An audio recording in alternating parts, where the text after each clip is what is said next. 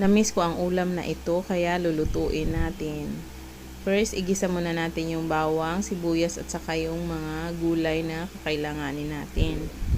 Sinunod ko kaagad yung gulay kasi yun yung gusto kong gawin. O di kaya, para sa akin kasi pag hindi ko sinunod yung gulay, matagal maluto, daing lang naman yung ilalagay ko. Pagkatapos sinunod ko yung munggo.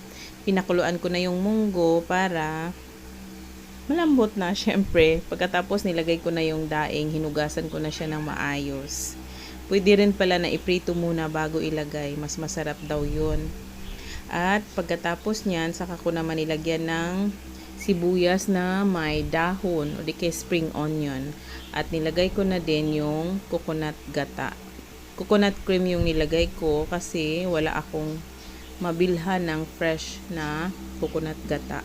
Pero kayo, pag gusto nyo talaga ng coconut gata, mas maganda yun. Pag